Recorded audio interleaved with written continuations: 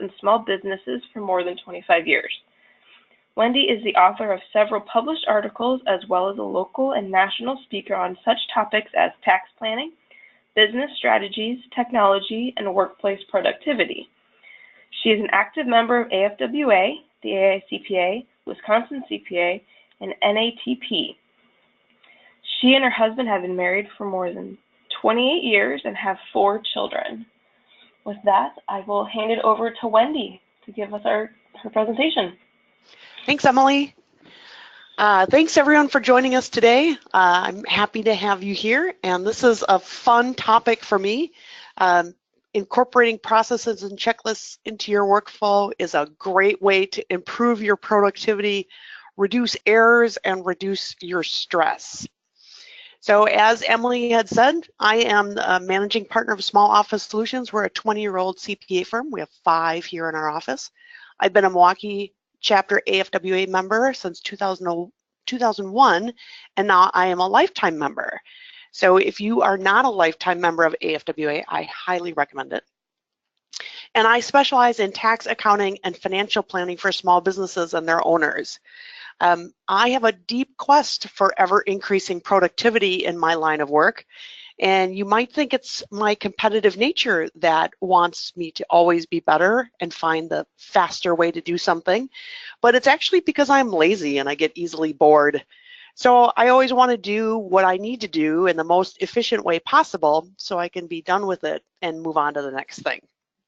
So that's why this is such a passion of mine. And so now I'm going to share this all with you so that you can be more efficient and more productive. So let's get started right away. So the first thing that I want to clarify is the difference between a checklist and a process. So that's something we're going to cover both, but sometimes those terms are used interchangeably, and they are slightly different.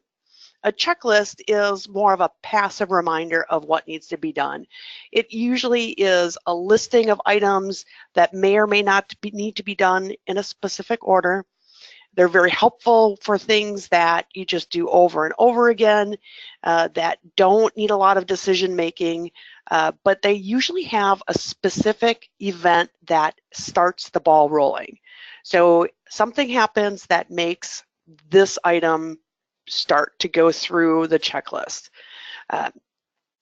Good situations for a checklist would be filing a return, cleaning up records, looking for financial statement variances, even going grocery shopping or getting ready in the morning. Those are good checklist items. A process, on the other hand, is usually a larger series of tasks to reach a final outcome. So it's usually something broader, larger, a little bit more vague, doesn't exactly have specific action items. Instead, it has marker points, decision points that move the activity forward. You might find this more often during events or long-term planning, goals. Perhaps you're looking at planning a graduation. There aren't necessarily those cross it off markers that you might find. The distinction is really important because people who want things perfect before moving on are more checklist people, and they sometimes struggle with allowing it to be instead just a process when it's appropriate. A checklist is also more likely to lead to analysis paralysis when a process really will do just fine instead. So it's important to kind of keep just that in mind as we're going through our workshop today. So we're going to do our first question right away. Do you already use checklists in your daily work? And you're going to answer in the questions box. My understanding is that that's what is working best. So answer in the questions box. You can either use one of these answers or answer whatever answer you want to answer. Yes, I use multiple checklists each day, or I use some on occasion, or I generally perform most or all of my tasks from memory, or no, I don't need no stinking checklist.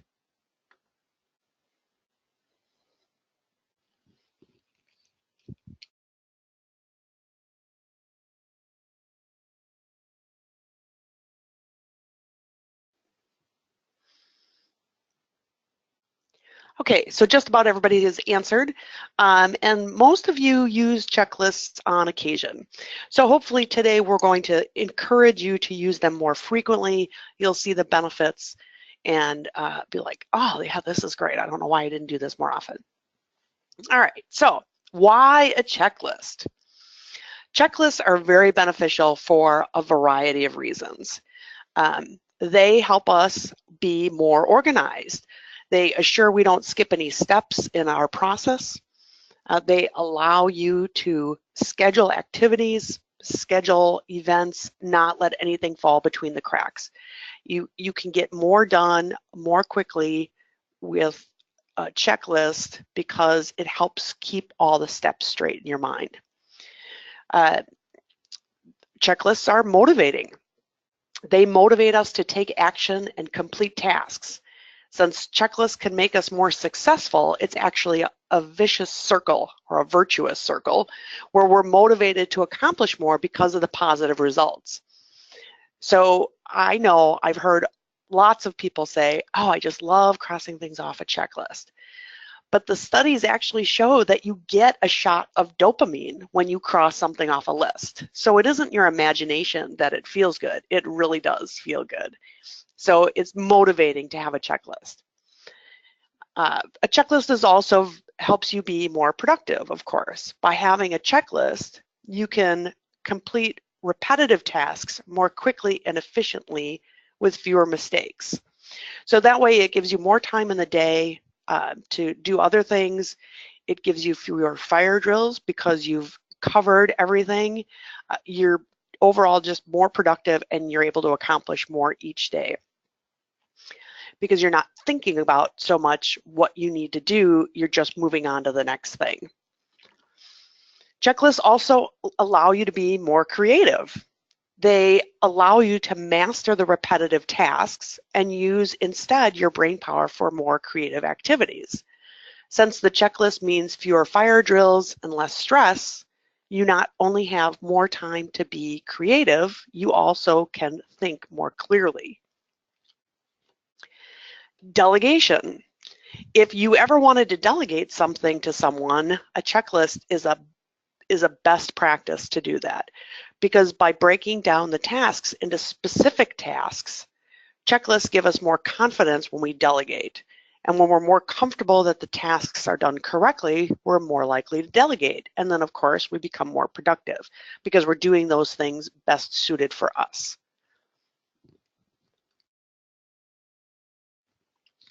Life-saving. Checklists can literally save lives. When the U.S. Army Air Corps introduced the B-17 bomber during World War II, a very experienced aviator crashed the plane during its second demonstration flight. And it was after this tragedy that the Army required pilots use a checklist before taking off.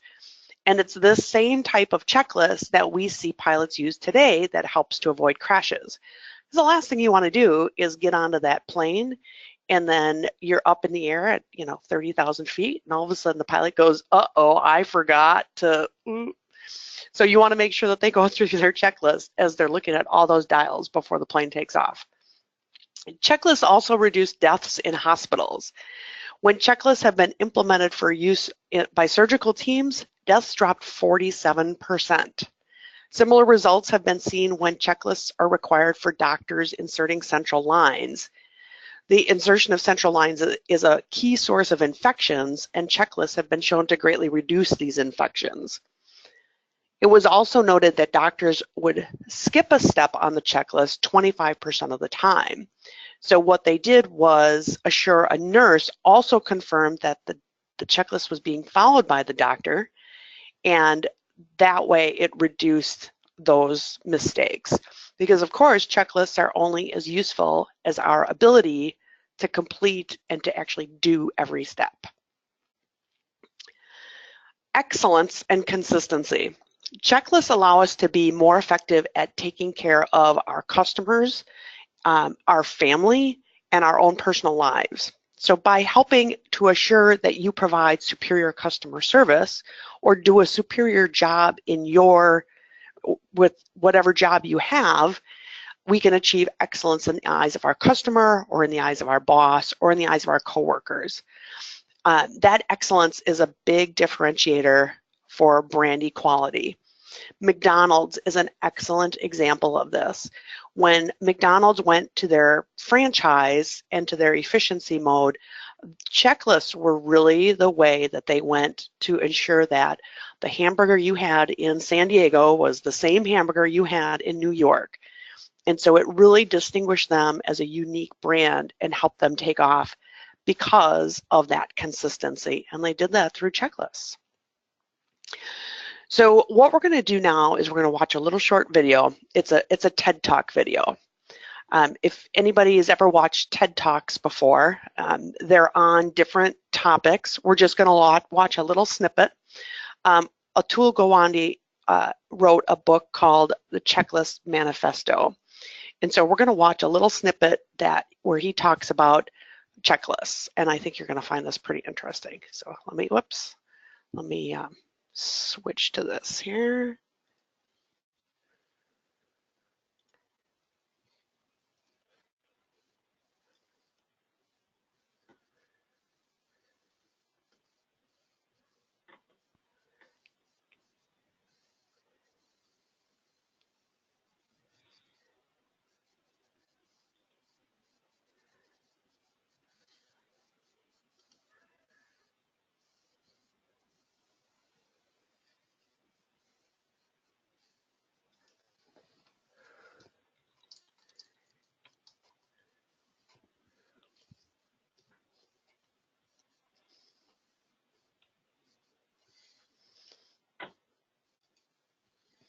All right, hang on, we're having a little trouble with the sound here.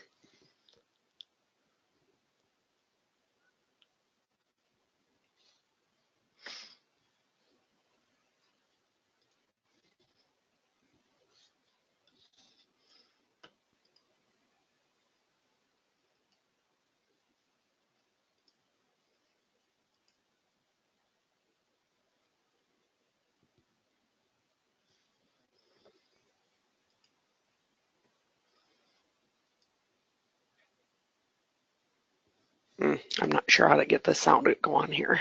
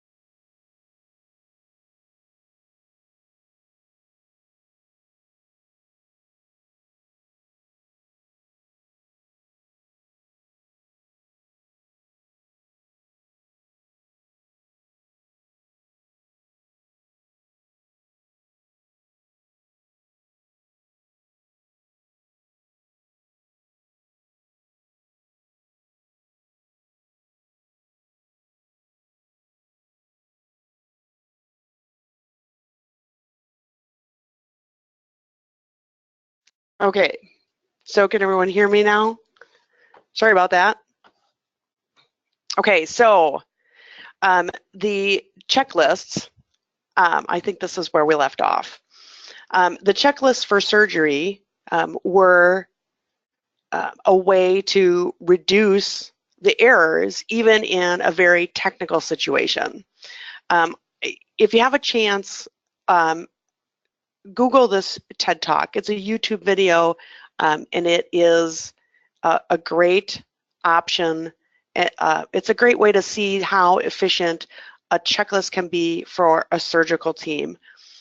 They included in their checklist the pause points, the moments in the process where you have to catch the problem and move on to the next thing.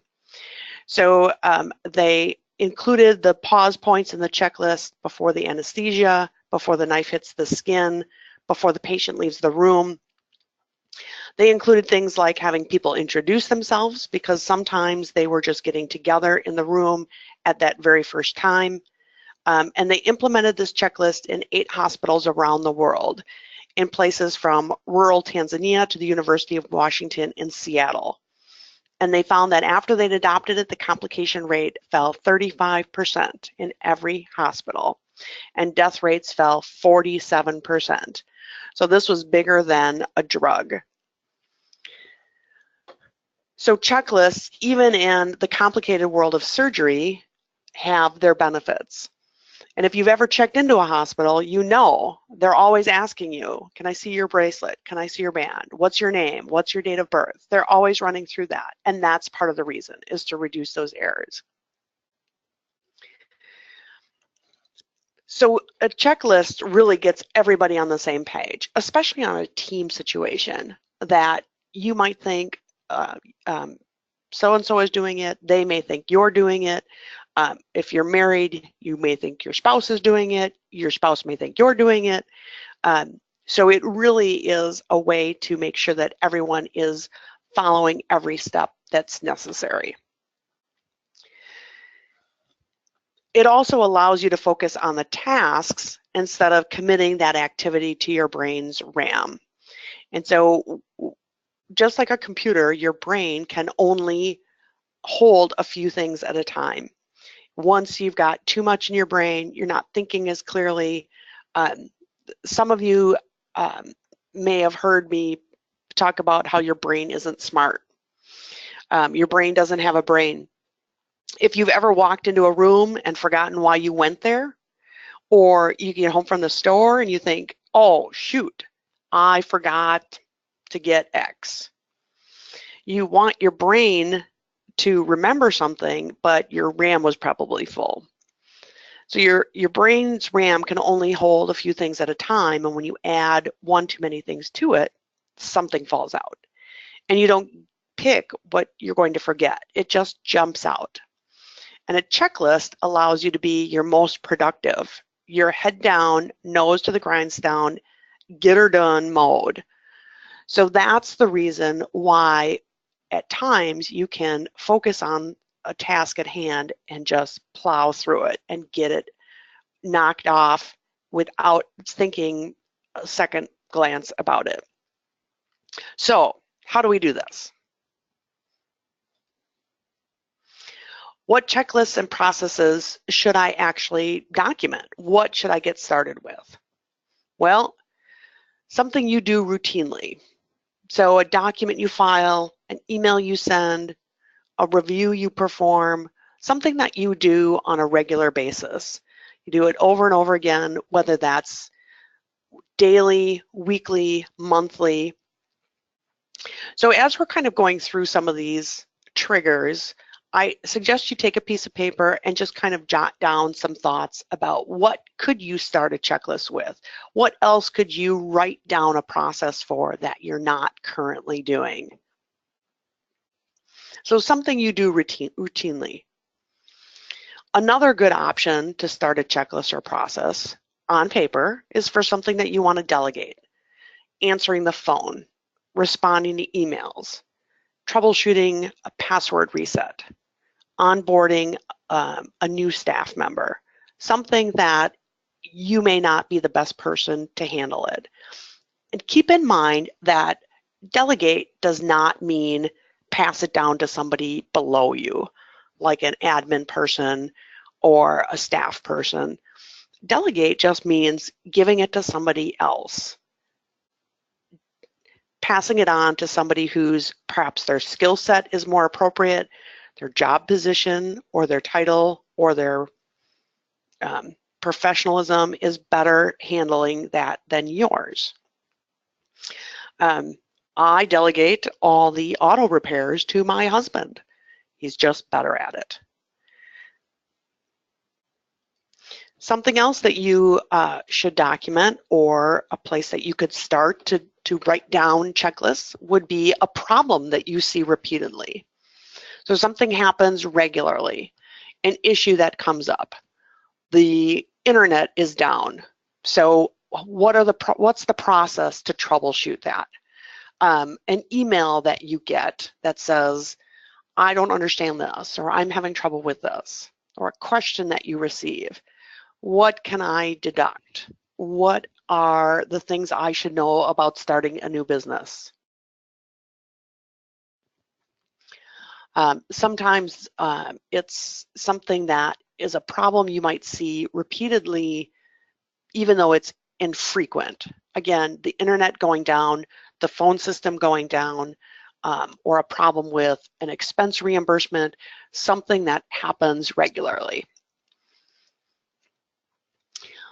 Other things that could be documented would be harder problems that you can actually systematize to make them more efficient. So sometimes people think, well, my job is too complicated to document the process or to write it down. Those are actually the really ideal places where you can systematize something to make it easier for you to do and more efficient. If you've ever worked with a software program or with financial statements, and at the end of the month or at the end of the year, you need to do some cleaning up or some troubleshooting, those are great places to write down and have a process that says, all right, first I look at the balance sheet and I'm going to look for whether the accounts receivable ties out to the customers. And some of you may already have these in place, but some of you may be doing this kind of by the seat of your pants. So troubleshooting software, investigating a financial statement variance, or even something like redirecting an employee issue. So if you have any responsibility for employees, or if you supervise any employees, you know that there are steps that you need to take from an HR standpoint that say you can't yell at this employee for wiping their nose on their sleeve. You have to do it a little bit more diplomatically. So you can have the steps written down or the process written down as to how to redirect that employee. Set aside a time, schedule it 24 hours in advance, close the door, make it a sandwich. So a compliment, tell them the problem, tell them what the solution looks like, compliment them again. You know, those are the processes to make sure that you cover all the bases so that the employee doesn't leave and you're like, oh shoot, I forgot to close the door before we had that conversation. And so now the whole office heard. So harder problems like that, especially when you're in unfamiliar territory, or they could be they're kind of high stress or high tense situations, maybe making a presentation in front of a board or making a presentation to anybody like over the web. Those are great ones that can be systematized so that you make sure all right, do I have this in place? Do I have this in place? So those are great places to start with checklists and processes. Another process that is great to document is a task that takes a lot of time. So it might be something that you do routinely but infrequently, and it takes so much time because every time you do it, you have to think hard about what needs to be done. Or it might just take a lot of time because there are a lot of steps or a lot of variances. So some of you at this time of year might be producing W-2s. You do it regularly, but it's something you do so infrequently that you have to think really hard about, all right, how do I get started again? Oh yeah, I forgot to verify the employees' addresses and make sure that everybody's address is current. So starting those steps will allow you to go through that process more quickly and more thoroughly, even though nobody's life is on the line.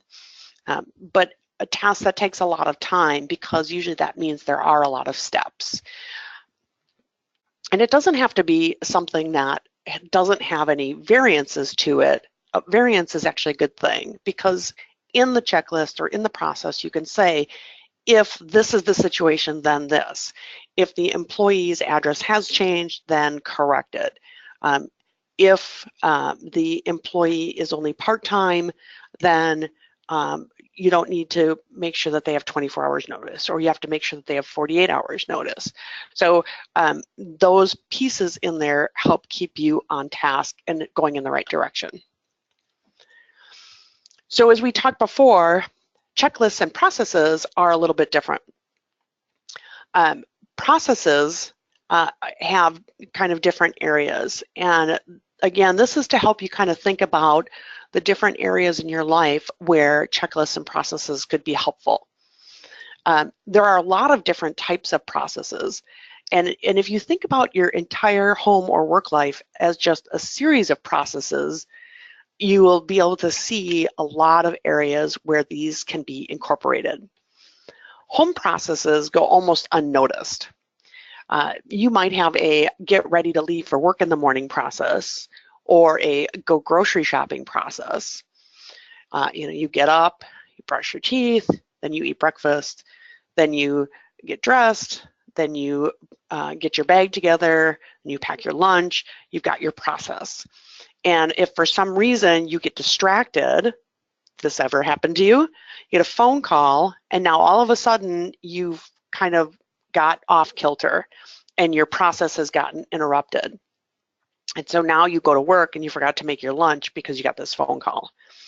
So if you forget any of these things during the processes, you may benefit from taking the time to turn that process into a checklist or into a written process. So I'm going to plan my menus. I'm going to look through the coupons. I'm going to write down what I need. I'm going to check my pantry to make sure that I don't have anything that I've got on my list. And then I'm going to go to the store and go through my list. You're going to be much less likely to forget something when you're at the store. At work, you may not see all these different process areas that are there. And depending on your job, different types of process areas come into play. So in all companies, they have all these processes. Whether or not they apply to you specifically just kind of depends, but usually they apply to everybody in some way or another. So the marketing process, of course, is what is in place when your company or your brand is generating interest and collecting inquiries from potential customers or prospects who match the customer profile of the organization.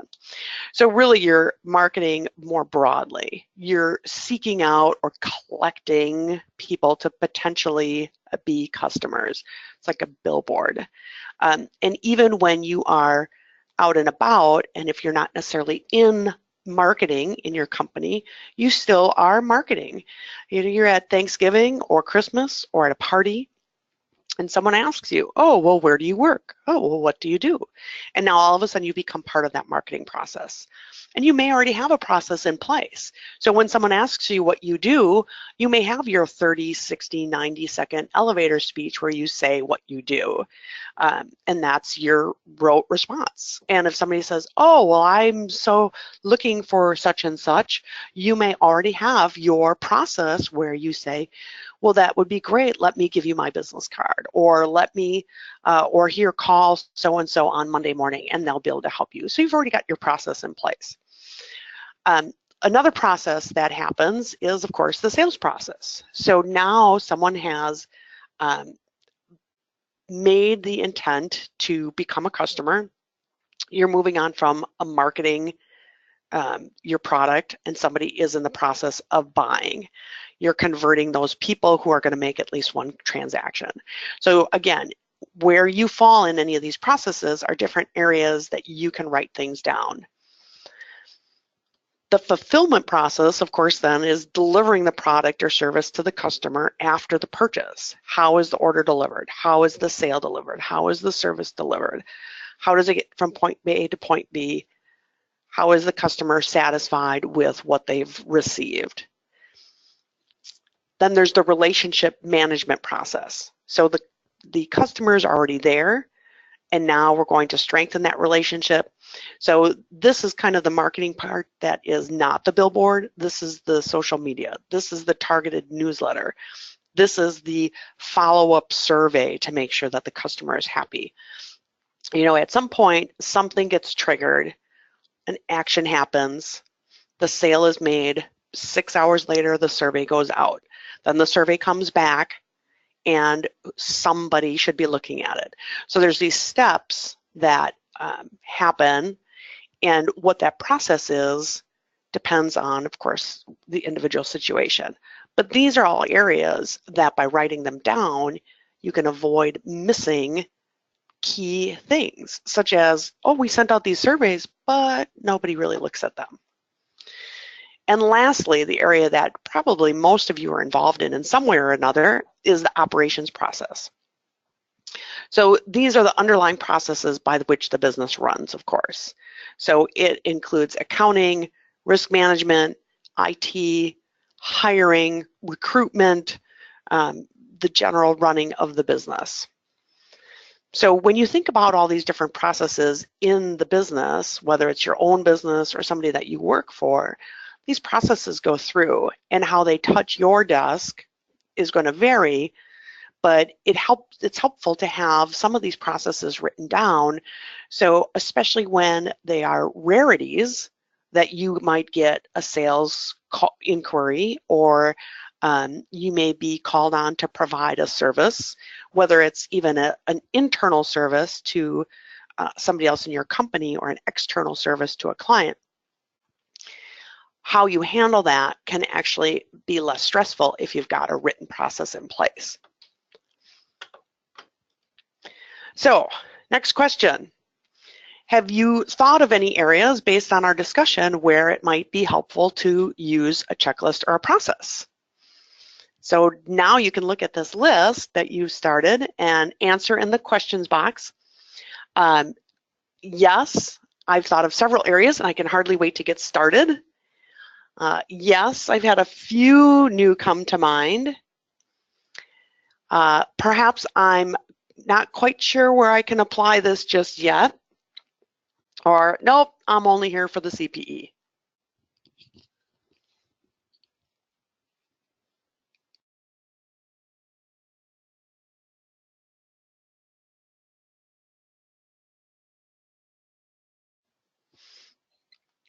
So type your answer into the questions box, and then we'll keep going. Hopefully you've come up with some different ways that you can use checklist or process.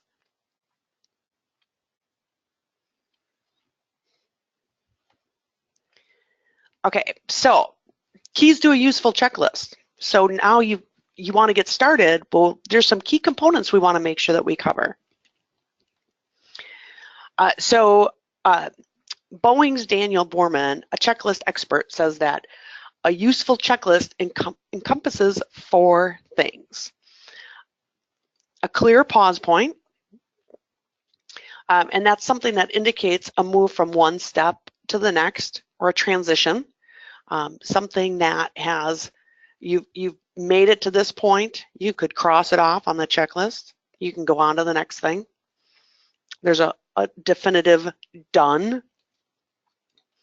The checklist needs to be fairly speedy, and that sounds a little counterintuitive because it doesn't have to be a fast time span, but the items on it, you don't want to have a 4,000 point checklist. There should be some key items that you include, 5 to 9 killer items. You don't want to spell out every single detail. You want to focus instead on the critical steps, those steps that you shouldn't skip, but are sometimes overlooked. The checklist really is supplementing existing knowledge. It's not to be used as a tutorial or a training resource. Instead, it should be a reference for somebody who has a certain amount of skill level. For example, if you want to delegate answering the phone, you're not going to say, when the noise jingles, reach your left hand out and grasp the handle of the black device on the desk. Instead, you're going to pick up the phone, and it doesn't need to be part of the checklist. Instead, the checklist may say, answer the phone within 2 to 3 rings. So keep that in mind. Yes, you want it to be a checklist that is helpful and is workable if something were to happen to you or when you went on vacation. But there should be still at that point a skill level involved in the person who takes over for you. And the fourth key is, of course, that it should be field tested. That means that can someone else in your office go through it and understand it? Can you go through it and understand it? Usually the last step I do in a checklist before I consider it done is I run through it in a live practice. I try to forget what I already know and kind of go through it step by step. Did I cover everything? Am I missing anything? Is anything unclear?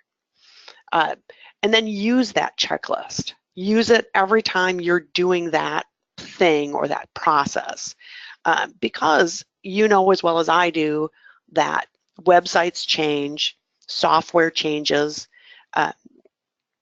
even the requirements or the prerequisites of your job, they change. The boss may decide that gray is not good enough, now it should be blue. So we're going to change the color in our checklist. So go through it every time and use it every time you do that task.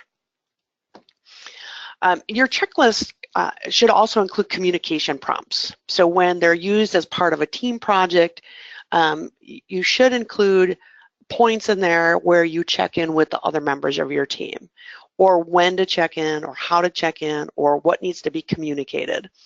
So if you're working together, especially as part of a committee, it's a good time to put something in that says, I am going to make sure that you email to the vice president the order of the presentation for the program on Tuesday, and do it 48 hours in advance, or whatever the task may be. So it allows that communication to go through. Otherwise, people forget. And even the things like introducing yourself at the start of a meeting, that can be something very helpful. Make sure that everyone goes around the table and introduces themselves so that everybody knows who's there. So Atul Gawande said that just ticking the boxes is not the ultimate goal here. So although you get that shot of dopamine, it's really that teamwork and that discipline, the structure that's there to make sure that it's done correctly. So you've all been waiting. How do I get started? So now you've got the idea of what you could use a checklist for, what processes you could use, and what things may benefit from you to write down a checklist or a process. So to get started, start with an outline. What is the trigger? What starts the task or event? What makes this process say go? Again, to reference back to my W-2 example, you may say, well, it's January 1st and now I have to do W-2s. That's your trigger. In other situation, the trigger might be that the phone rings, or that you get the email, or that the piece of paper ends up in your inbox. The sales order is received. So you got to start with your outline. If you're doing a process like planning a wedding, You might outline it saying, all right, 6 months out, 3 months out, 1 month out, 2 weeks out, and then kind of fill things in as you think about them. All right, that's right. A week before the wedding, I need to send the RSVP number to the caterer. Then you fill in all the components, the who, what, where, why, when, how of the tasks. Who is communicating, who's responsible for what needs to be done, what does it look like, what are the steps to get it to be complete and done, what's the next action, what's the physical thing that needs to be done. And sometimes that's thinking, considering, brainstorming, however that might be. So kind of fill in those little components. So once you've got those components filled in, now you need to just simply walk through your process. And as you're going through that process, think to yourself, can you feel the pause? Can you feel where the hesitation is? Can you feel where the transition is? As you're moving through those steps, write them down. Just have that Word document open on one screen, and on your other screen, you're working through the process. And as you're going through that process, are your steps too big? Am I jumping? Am I missing something? Did I forget to include something? Am I making too many assumptions? Am I assuming a level of expertise and skill that is higher than really should be done? Is there unnecessary jargon? So am I using too many abbreviations? You could put in a website. If you put in the URL, what if the website changes? You might want to write in the name of the website instead of just irs.gov. It's the Internal Revenue Service homepage. Put it in parentheses. And that's, again, a very simplified example. But you may want to make sure that the jargon is understood. And, could your coworker follow the steps? So all of a sudden those W-2s need to be filed today, and guess what? You've got the flu. So you don't really want to come in. They need to be filed. All they have to be is uploaded. They can pull up that document, send that in. So kind of walk through that process. And again, every time you walk through that process and that checklist, you can see where these issues might be. It's a great way to, again, be able to say, all right, my task is too overwhelming, but with my checklist, I can just run right through it and it'll be done. So we got another question. Again, answer in the questions box. What process or checklist are you going to tackle first?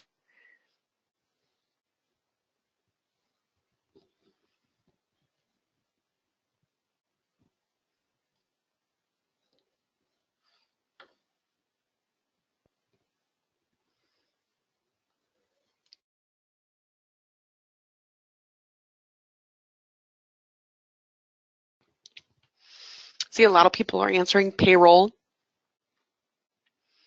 An event that's coming up. That's good. Yep. Cleaning up the month end. Boy, I highly recommend that. When we implemented a checklist for cleaning up an accounting software file, that made that whole process so much less daunting and so efficient. You can go through it, make note of it, easily the steps to troubleshooting, and some of the common ways to solve those issues. It just made it so much easier to handle that, and we cut our time about down to a third of what it used to be as we were going through that, because then we had a precise order. So, all right, so you've decided what you're going to do. You've decided what process you're going to document. So now we're going to take it to the next level. So if you're not sure how that this can be incorporated into everything, because it just about can, if you really get gung-ho about it, but you can't do it all at once. So think about probably the one you most struggle with. That's usually the one to start with. And if you document something at least once a week or go for a couple of months, that's a great way to start at least getting that process down. So to take it to the next level, the first thing you have to do is stop thinking that every client or task or process is different. They're not. What you want to do is create your process or your checklist for the rule, not the exception. There's always going to be exceptions. So you want to make sure that you make note of what those exceptions might be, or if they're just a couple, or if they're similar. Say, well, if the client has green hair, then this is what we're going to do, or if the client needs a Saturday, these are the steps we take. So everybody is about the same and usually can fit into a parameter and then add some other exceptions. Or if the 941 is a quarterly filer instead of a semi-monthly filer, that type of thing. So create the task and the system and the process for the rule, add the exceptions in there into the process as kind of the subnotes. Think reusability. What can I document and what can I write down in a big bulk way and then customize it for different scenarios? So you probably have had to create some type of a bio for yourself, whether that's for LinkedIn or Facebook or your company's website. You use a bio much more than a resume for a lot of different things. But on my bio that I give when I'm being introduced at the Parents Club meeting, that bio is not going to include my computer skills. They don't care. They want to know what other volunteer things I've done or who my kids are. That's something that I can take a bulk bio, and when I need to use it, I go through it and I delete the sections that I don't need. So it's something that I can reuse and customize, even with an event. So you've got your email, you've got your event, excuse me. These are the steps you go through to plan any party. So whether it's a graduation party, whether it's a birthday party, whether it's a Christmas party, here's the things you do to plan for the party. And then at that point, you can customize it accordingly. Look at every task or job or activity as a potential checklist or process. Just about everything that you do on a daily basis can somehow be incorporated into a process. Doesn't mean necessarily that you write everything down, but you could. And you'd be surprised at sometimes how even just writing it down simplifies that. So think of everything that you do as a potential checklist or process. And don't forget to consider emails you send and phone calls you make. You always get the same email question. You may have a Word document with the answer. You copy it and paste it, and then you'll end in it. You'll edit it based on what the specific question is. And I love the checklist for preparing for vacation. That is the best thing that you can ever do, because we all do it. I have to clean it up. I have to go through my email. I have to set up my out-of-office voicemail. I have to set up my out-of-office email. I have to make sure that my admin knows how to reach me if there's an emergency, or I make sure that they don't know how to reach me, that there isn't an emergency that they can't handle. So you've got your checklist of things to go through. That is a fabulous one, because otherwise you kind of squander around, and then sure enough you leave for vacation and you're like, oh, I forgot to do XYZ. I forgot to email Mr. Jones, whoever. So lastly, just look at everything in your work process and go, all right, what's missing, what's broken, what's confusing, what needs improvement? Am I struggling with answering emails? What is the most daunting task that I have? How can we break this down and make this simpler? So you can do checklists and processes for chart of accounts that you maybe reuse if you're constantly setting up new companies.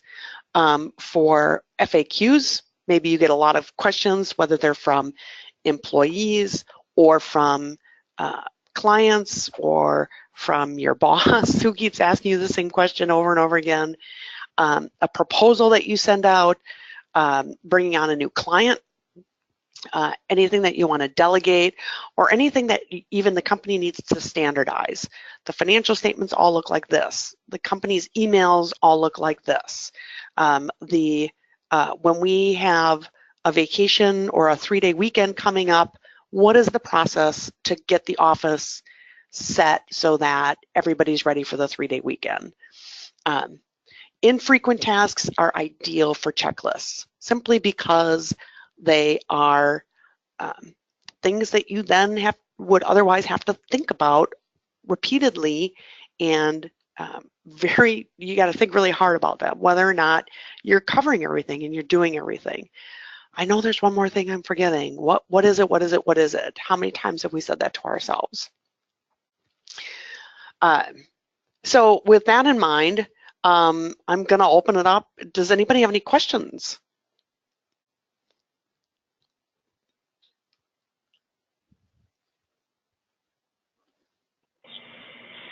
And if you have any questions, you can throw them into the questions box, and Wendy and I will monitor that. I think you're all muted right now.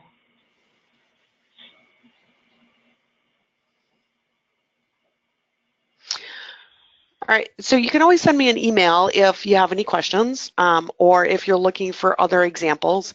A step 1, 2, 3 for your checklists and your processes. That's just the easiest way to start. Don't overthink it, or don't have it be too complicated. Really, it's a way to just kind of get yourself a little bit more organized and give yourself a little bit of a break on the stress. If you're really looking for additional resources, again, check out that YouTube video with Atul Gawande, the TED Talk. So if you go to YouTube and just type in his name, and the handouts have his name typed in there correctly, and TED Talk, and the video is called Healing Medicine or something to that effect. But it's a great short little snippet. It's only 20 minutes long. It's just a really interesting talk. There are apps that have checklists in them, but so if you're going to do a recurring transaction, that's a great way to use it. At work, I just generally say use a Word document and write down the steps in a Word document.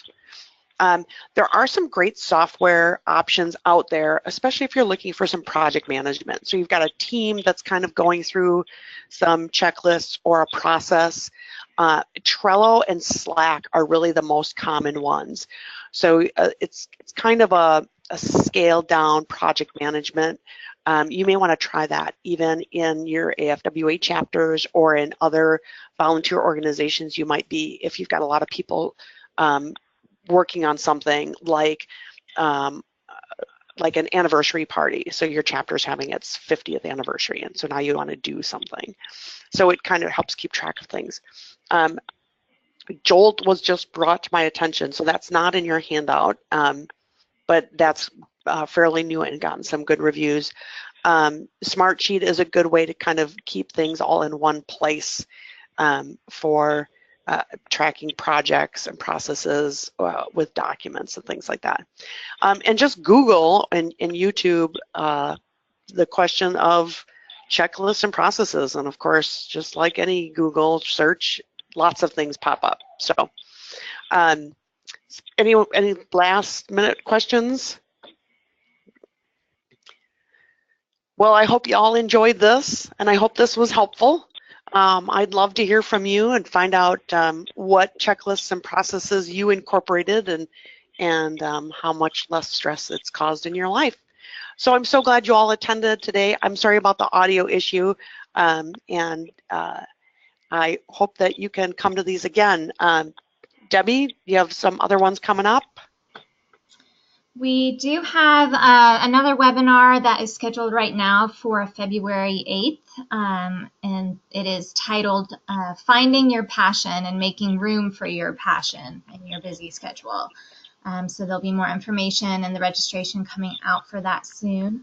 Also, for those of you on today's webinar who were trying to get CPE and answered all of our questions and everything for CPE, we'll be reviewing those, and within the next week or a week and a half, you should be receiving an email from Yolanda Kennison, and that email will have your CPE certificate attached, so be on the lookout for that.